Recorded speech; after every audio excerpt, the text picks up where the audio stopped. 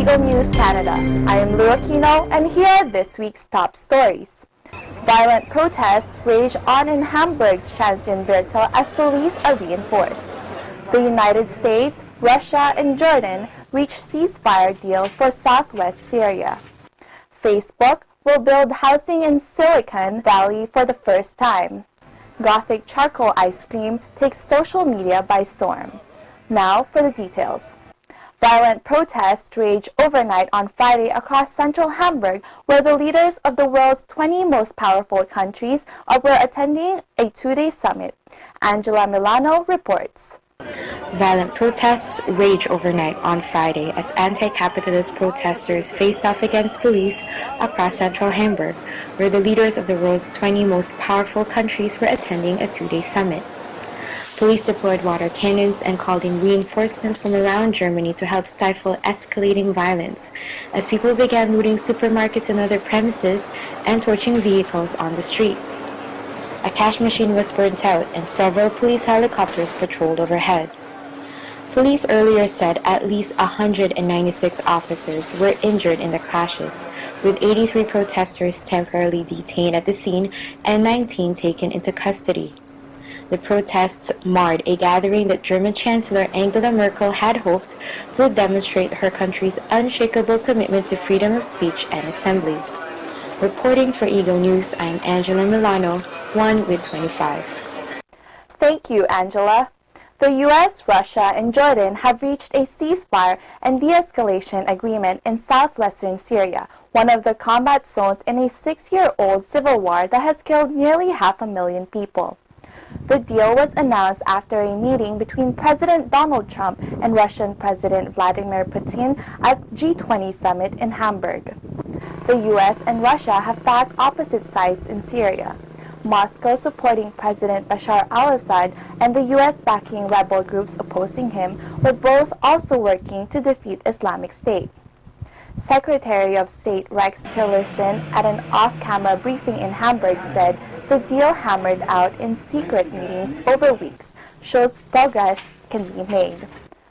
The shortage of housing in California's Silicon Valley has gotten so severe that Facebook on Friday proposed taking home building into its own hands for the first time with a plan to construct 1,500 units near its headquarters. The growth of Facebook and other tech companies has strained neighborhoods in the San Francisco Bay Area that were not prepared for an influx of tens of thousands of workers during the past decade. Home prices and commute times have risen. With Facebook's construction plan, the company said it wanted to invest in Menlo Park, the city some 45 miles south of San Francisco, where it moved in 2011. The company said it wants to build a village that will also have 1.75 million square feet of office space and 125,000 square feet of retail space. The company said the 1,500 Facebook housing units would be open to anyone, not just employees, and 15% of them would be offered a below-market rates. Facebook said it expects the village's review process to take 2 years. Ice cream is taking a trip to the dark side. This Gothic-inspired charcoal soft serve in an inky black waffle cone is taking social media by storm. It's the creation of Los Angeles ice cream store Little Damage, and it gets its color from activated charcoal. It's awesome. My favorite color is black. I only like dark colors, so it matches my soul. Artistically shot photographs of the frozen treat have been popping up all over social media, drawing customers from near and far to try the unique concoction. This is my first time being here, and I think it's awesome. I love it. It's very unique. I've seen this on Instagram, and I want to check it out, and here we are. Well, it's all over social media. So, of course, the first we were like, oh, Los Angeles has it. So we came here. We think we came about maybe an hour to come this way so we could get this. Yeah. Before taking a first bite, most customers whip out their phones for a photo op, hoping to show off their latest trend before it melts away. Coming up, Canada apologizes to ex-Guantanamo inmate and pays settlement. Canada's unemployment rate falls to 6.5%. Canada's trade deficit doubles. Death in the Ice, a story of an ill-fated Arctic expedition. Eagle News Canada will return shortly.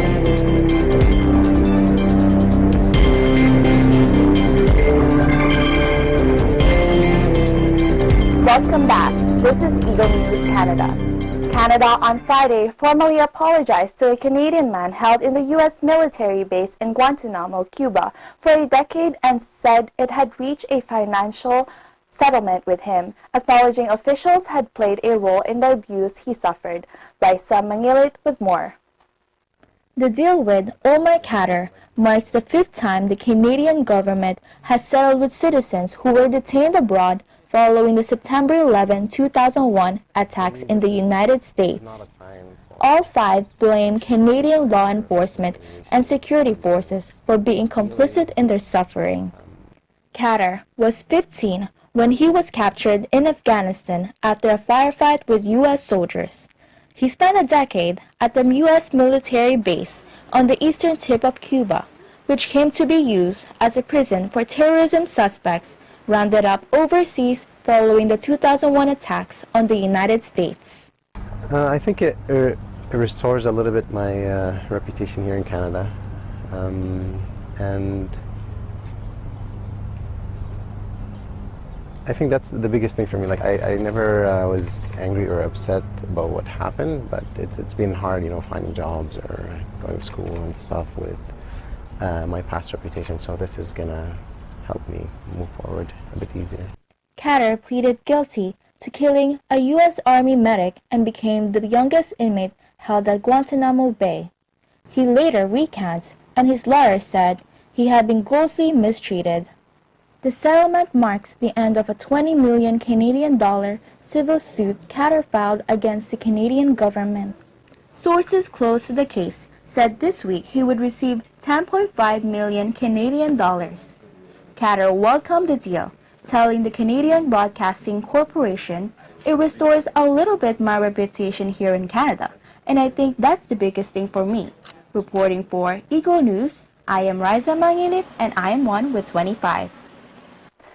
A new major London exhibition aims to solve the 170-year-old mystery surrounding the disappearance of British explorer John Franklin in the Arctic's icy waters. Death in the Ice retraces Franklin's final expedition to discover the Northwest Passage linking the Atlantic and Pacific Oceans since its departure from Britain on May 19, 1845. Franklin and his 128 crew members were last seen in July of that year. The two ships, the HMS Erebus and HMS Terror, sunk in the Arctic and were only found in 2014 and 2016. In a softly lit atmosphere meant to evoke the Arctic's piercing cold, the exhibition will showcase some 200 items, many of which were recovered on the Erebus. The ship's fate didn't become clear until 1859 when a vessel chartered by Franklin's widow came across a somber message on King William Island that revealed that Franklin and his 23 crew members had died on June 11, 1847 in unspecified circumstances. A year and a half later, stuck in the ice and having run out of supplies, the 105 survivors left the ship in an attempt to reach solid ground on foot, but none survived. Striking photographs on display show the bodies of 3 of Franklin's crew members buried in the ice and still amazingly well preserved. Canadian researchers in the 1980s said the remains of expedition members found on Beechey Island indicated they had died of cold, hunger, and lead poisoning from canned food. Beyond the archaeological treasures, visitors will also get to see the monumental work undertaken by the Parks Canada archaeologists in 2014 after the discovery of the HMS Erebus. Pictures and videos of Canadian divers finding the shipwreck in the Victoria Strait off the coast of King William Island are shown in the last room alongside the Erebus's gigantic bell. Death in the Ice runs from July 14 until January 2018 at the National Maritime Museum.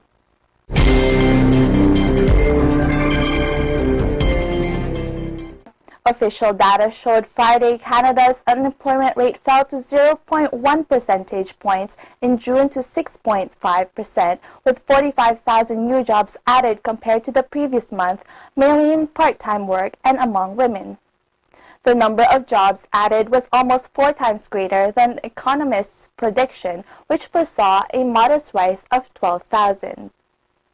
Statistics Canada said in the second quarter of 2017, overall employment grew by 103,000, the fourth consecutive quarter of strong employment growth and the largest quarterly increase since 2010.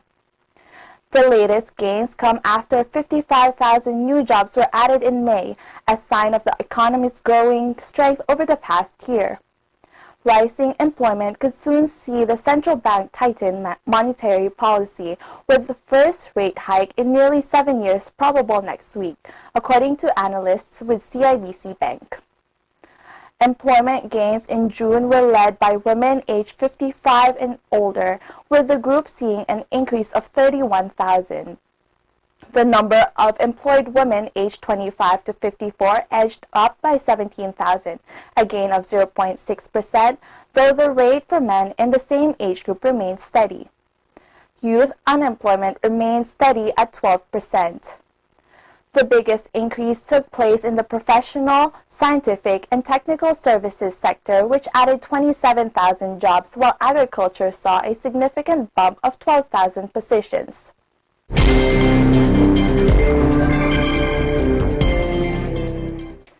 Canada's trade deficit doubled in May to 1.1 billion Canadian dollars, due largely to an increase in aircraft and auto imports. The deficit in April was revised to 552 million Canadian dollars. According to Statistics Canada, Canada's trade activity has been strong in recent months, with imports and exports both reaching record highs.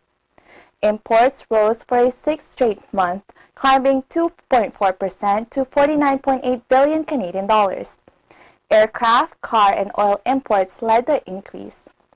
Exports also hit a record $48.7 billion, driven by transfers of gold to Britain with the banking sector. Exports of automobiles and auto parts also rose, while deliveries of oil products fell 9% because of scheduled maintenance work at Canadian refineries. Imports from the United States, Canada's top trading partner, increased 3.6% to reach a record of $32.7 billion, mainly in autos and aircraft. Exports to the United States were down slightly to $36 billion. As a result, Canada's trade surplus with the United States narrowed from $4.8 billion in April to $3.5 billion in May. Canada's trade deficit with the rest of the world narrowed to $4.6 billion, with a 0.2% rise in imports offset by a 6.2% hike in exports. Up next, Canada's 150th birthday continues. Stay tuned for this week's segment of our Canada 150 special feature. Eagle News Canada will be right back.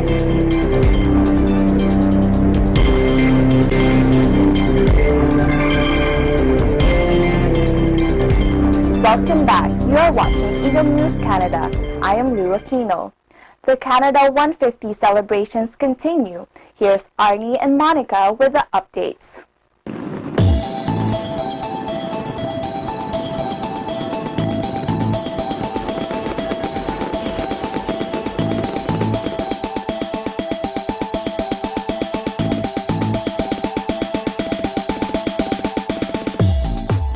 Hello everyone! Happy Sesquicentennial, Canada! Sesquicentennial. Say it again. Sesquicentennial. Exactly. It means the 150th anniversary. And if you perfect the pronunciation, it'll be a real crowd pleaser. Sesquicentennial. Exactly. And now we're back for the second episode of our coverage of Canada 150 as we celebrate the 150th anniversary of Confederation. I am Monica Darsus. And I am Arnie Aquino. We're so glad to see you here. Now, throughout the month of July, Eagle Broadcasting will air a series of episodes celebrating the 150th anniversary of Canada. In our first episode, we presented to you the fireworks in Ottawa and Montreal, and in the montage earlier, we saw the fireworks from July 1st in some parts of Canada. And that's because the fireworks, or pyrotechnics, cap off the many festivals and street parties that happen every year on July 1st, which is Canada Day. Just like the fireworks on CN Tower that happened at 10:30 p.m. on July 1st, followed by a light show. A light show, just like the one we mentioned in the previous episode of the Jacques Cartier Bridge. And it was actually, remember, it was in sync with the Montreal Metropolitan Orchestra. Now we're excited to show you how awesome Canada really is, with its history of its Confederation 150 years ago. And do you remember Mr. George MacDonald from Greeley, Ottawa, who talked from last episode about his ancestors? Oh yeah, didn't he mention that his ancestors came from all over Europe? Yeah. Yeah, they actually came from Scotland, Austria, and a few other countries. So his ancestors immigrated here from Europe. So I guess you could say immigration is a big part of Canadian culture. And according to Canadian Encyclopedia, Canada has experienced different waves of immigration since the 19th century. And for our viewers, the definition of immigration is the movement of people from one country to another for the purpose of resettlement. That's right, vibrant immigration makes the mosaic of Canada. Progressive, Diverse, and multicultural. well, that's a big word. Multicultural? Let's learn more about this word, multiculturalism. And to help us define what multiculturalism is, we have a recorded conversation with attorney Jeffrey Robles.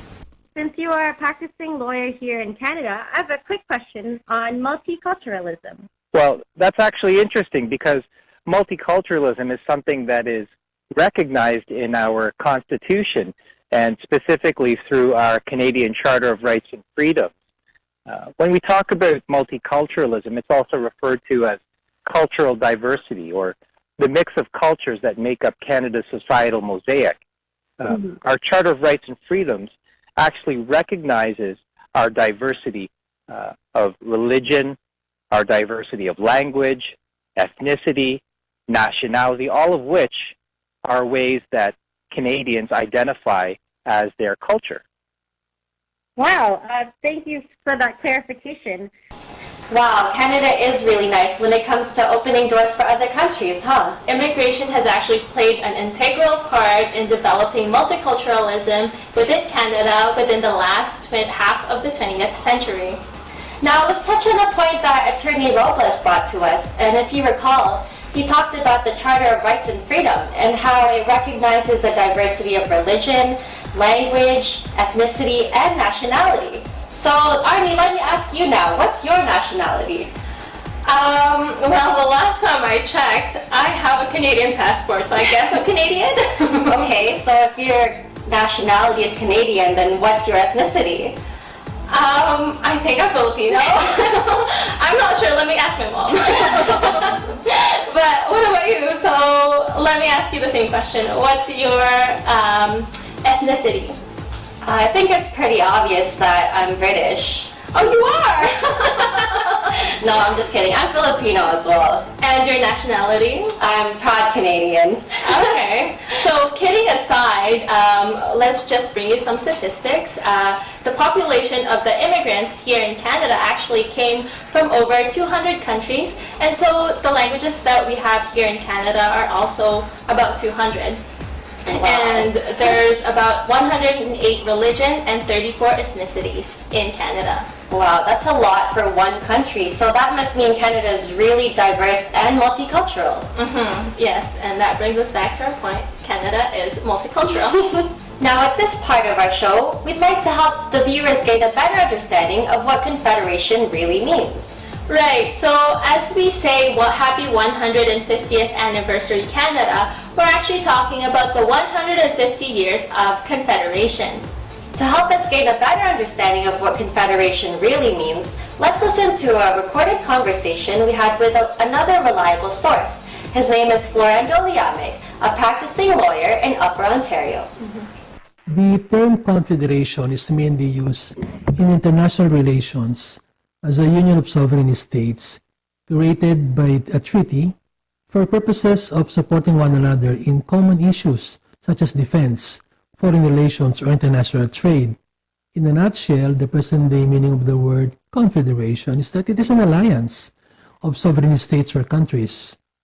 However, in the Canadian context, the term confederation, or otherwise known as the Canadian Confederation, has a distinct meaning that evolved 150 years ago.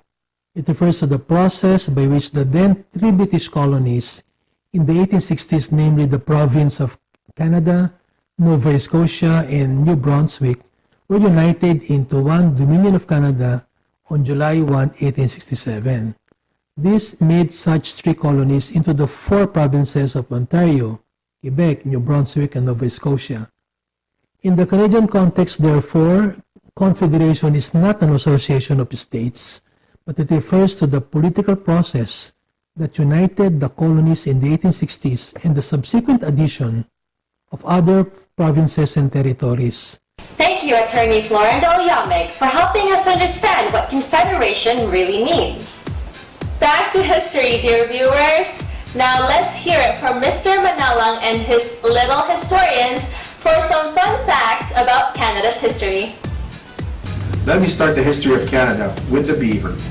The beaver became a great impact on the Canadians' history, and here's why. Jacques Cartier is still considered the founder of Canada. While talking to a native, he heard Canada, so he named it Canada. Canada is the Algonquin word for village or settlement. Jacques Cartier claimed the land for France. The French explorers realized the value of the fur trade. They were quoted saying, "Well, they don't have any gold, but those rodents make good hats." Beginning in the 16th century, the fur trade was the backbone of the colonial economy and a major international industry for nearly 300 years. It prompted Europe's commercial interest in North America. Beaver felts were considered the most valuable. Our new flag was adopted on February 15, 1965. This is now Canada, 150 years after the Confederation. Our diverse country, Canada, is home to 36,286,378 people. Canada has spread over 9,071,595 square kilometers. Job well done, Mr. Manalang and your little historians. Now let's recap the history of Canada by looking at the Canada 150 logo that was created specifically for this occasion. Now this logo was designed by Ariana Cuban, a student from the University of Waterloo, who actually won the nationwide competition for this Canada 150 logo. And so this is the Canada 150 logo that was created by Ariana, and it actually looks like the maple leaf on the Canadian flag. And the four diamonds on the base of the flag represents the four provinces that initially formed Canada in 1867. That's right. And how about what the other shapes? What do they represent? So in total, there's actually 13 different diamonds, which represents all 13 provinces and territories that eventually made up the whole of Canada. And so do you want to explain the different colors of this logo? Actually, the colors are very interesting because they represent the diversity of Canada. And if you could see in the middle, the red shows the pride and the unity of our nation. Now that's Canadian pride. Do you want more? Of course they want more, Me. What are you talking about? Well, we'll bring you more on our next episode of Canada 150. Be ready to get hungry because we'll bring you the flavor trail of Canada. We'll see you all next week. Reporting from the beautiful city of Toronto, Ontario, Canada for Eagle News, my name is Arnie Aquino. I'm Monica De Jesus. And we are one with 25.